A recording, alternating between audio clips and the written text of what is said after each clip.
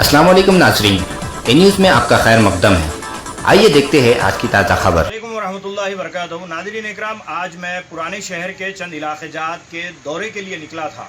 दौरे पर निकलने की वजह बिल्कुल ये नहीं थी कि क्या चल रहा है। दरअसल ऐसी बहुत सी शिकायतें मिल रही थी कि लोग जी पे, फ़ोन पे या फिर अपने पर्सनल अकाउंट्स पे लोगों की मदद करने के लिए पैसे मंगा रहे हैं और ये मदद उन तक नहीं पहुंच रही है, ऐसी शिकायत मौसूल हुई थी। लिहाजा बज़ाते ख़ुद उन इलाक़ों का दौरा करने का मौका मिला जहां पर ये लोग दावा कर रहे थे कि इन्होंने लोगों को इमदाद पहुंचाई।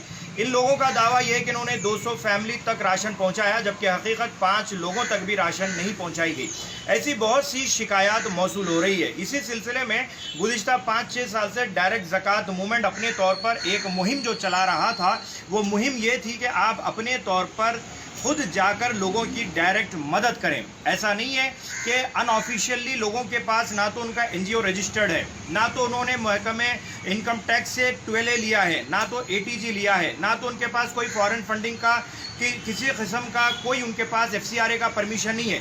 सिर्फ और सिर्फ फेसबुक पर, यूट्यूब पर और व्हाट्सएप के ऊपर सर्कुलेट कर रहे हैं कि हम लोगों की मदद कर रहे हैं, लिहाजा आप हमारे पर्सनल अकाउंट में या फिर अनरजिस्टर्ड ऑर्गेनाइजेशंस को आप पैसा दे दें। एक तो देखिए, किसी पर आप शक नहीं करना चाहिए, लेकिन शक करने की वजह इसलिए पैदा हो गई है कि बहुत से ऐसे किस्से मंजर आम पर आ रहे हैं जहां पर आपकी अपनी नीयत अच्छी है कि लोगों की मदद हो, लेकिन ये बिछोलिए, जी हाँ, मैं मिडिल मैन का लफ्ज़ इस्तेमाल कर रहा हूँ, बिछोलिए का लफ्ज़ इस्तेमाल कर रहा हूँ, ये कमीशन एजेंट्स का लफ्ज़ इस्तेमाल कर रहा हूँ, जो कफाफ के नाम पर 40% खाते थे, लेकिन अब ऐसे लोग भी मार्केट में आ गए हैं जो जी पे, फ़ोन पे पर पैसे मंगाकर पूरा का पूरा हजम कर रहे हैं, लेकिन डकार भी नहीं ले रहे हैं।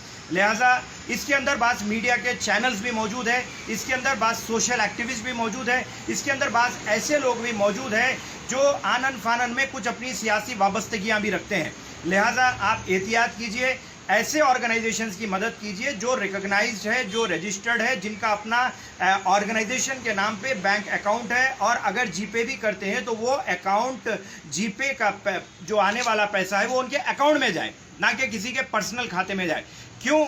अल्लाह रब्बुल इज़्ज़त के यहाँ जवाब दे रहेंगे। आज मैं पुराने शहर के तालाब कट्टे के वो कुछ गलियों के वीडियोस वायरल हो रहे थे, वहाँ का दौरा मैं करके आया। देखकर मेरी आंखों में आंसू आ गए कि 8x10, 8x8 के कमरे में 6-6, 8-8 लोग ज़िंदगी गुजार रहे हैं, और उनकी ज़िंदगी का आलम यह है कि उनके पास खाने के लिए खाना नहीं है। शहर हैदराबाद के बीचों बीच की मैं बात कर रहा हूँ, लेकिन मेरा ये देखने का मतलब बिल्कुल ये नहीं है कि मैं आपसे चंदे की अपील कर रहा हूँ। मैं आपसे इस बात की अपील कर रहा हूँ कि आप डायरेक्ट जाकर देखिए, अपनी औलाद को साथ लाइए, बच्चों को बताइए, महल में रहने वाले, बड़े बड़े कमरों में रहने वाले बच्चों को बताइए कि लोग ऐसी भी ज़िंदगी गुजारते हैं कि 8x8 और 8x10 के कमरे में ज़िंदगी कैसी होती है। देखकर बच्चों के अंदर 2 चीज़ें पैदा होगी। एक, वो बच्चे मदद देने के काबिल बनेंगे, दूसरा, उनके अंदर अल्लाह का शुक्र करने का एहसास पैदा होगा कि अल्लाह तूने हमें जिस हालत में रखा, तेरा लाख लाख शुक्र है। लिहाजा इन बिछोलियों से, इन मिडिलमैन से, ये जी पे, फ़ोन पे पर चंदा मंगाने वाले माफिया से होशियार रहिए और डायरेक्ट मदद करने के लिए आगे आइए।